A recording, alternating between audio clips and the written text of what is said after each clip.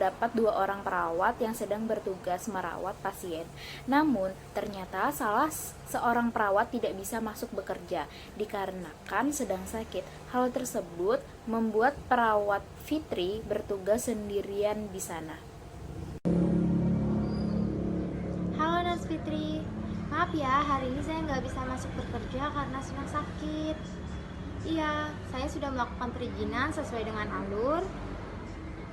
Saya minta maaf ya, kamu jadi bertugas sendiri deh merawat pasien di ruang bangsal. Oh iya, kamu gak bisa masuk ya?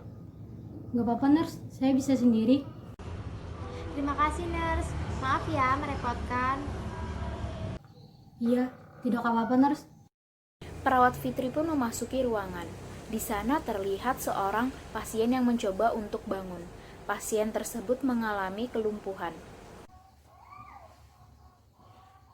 Selamat pagi ibu, ada yang bisa saya bantu?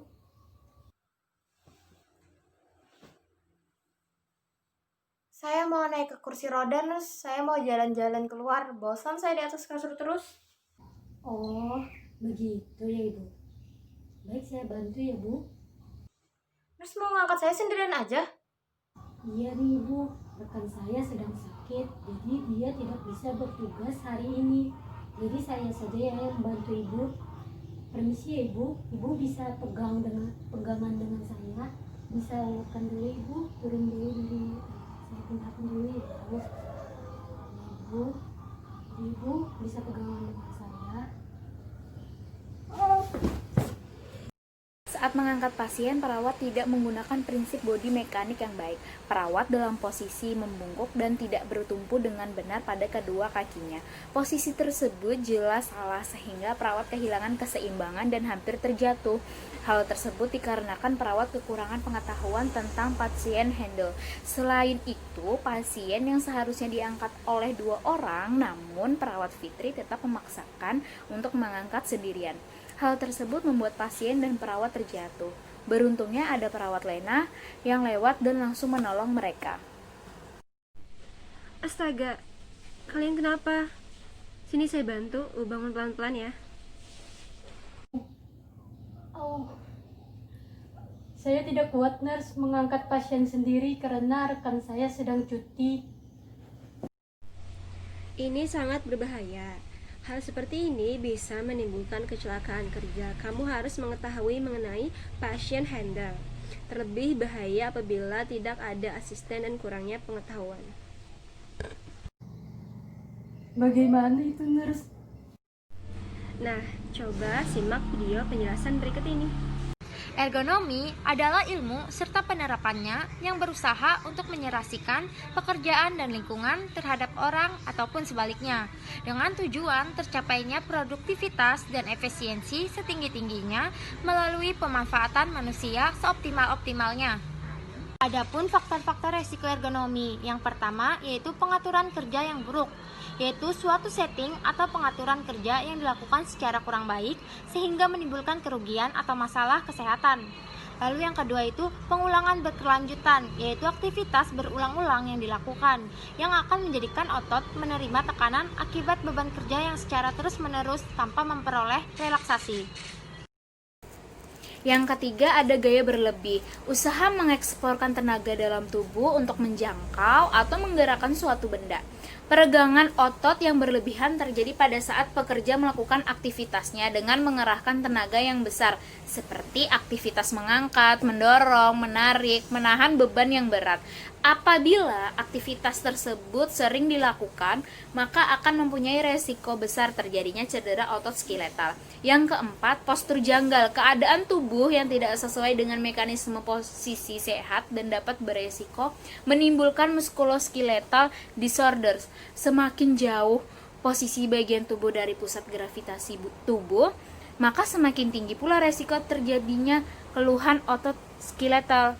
Yang kelima, posisi tidak bergerak, posisi statis dengan tubuh sedikit sampai tidak melakukan pergerakan. Contohnya seperti perawat ruang bedah di mana sedang melakukan tindakan pembedahan akan berdiri cukup lama. Hal ini dapat kontraksi otot dan cepat lelah. Faktor-faktor ergonomi yang menyebabkan MSD adalah yang pertama, repetitive motion atau melakukan gerakan yang sama berulang-ulang. Dampak risiko ini akan semakin meningkat apabila dilakukan dengan postur atau posisi yang kaku dan penggunaan usaha yang terlalu besar. Yang kedua, awkward posture. Meliputi reaching atau mencapai suatu benda, twisting atau berputar, bending atau membungkuk, kneeling atau berlutut, squatting atau jongkok, working overhead atau bekerja pada pencapaian benda di atas dengan tangan maupun lengan dan menahan benda dengan posisi yang tetap. Yang ketiga, kontak stres. Yang keempat, tekanan pada bagian tubuh diakibatkan karena sisi tepi atau ujung dari benda yang berkontak langsung. Hal ini dapat menghambat fungsi kerja syaraf maupun aliran darah. Yang kelima, vibration. Getaran ini terjadi karena spesifik bagian dari tubuh atau seluruh tubuh kontak dengan benda yang bergetar seperti menggunakan power hand tool dan pengoperasian forklift mengangkat beban. Yang keenam yaitu forceful exertion, termasuk lifting, pushing, pulling. Force adalah jumlah usaha fisik yang digunakan untuk melakukan pekerjaan seperti mengangkat benda berat. Jumlah tenaga tergantung pada tipe pegangan yang digunakan, berat objek, durasi aktivitas, postur tubuh, dan jenis dari aktivitasnya. 7. Yaitu duration.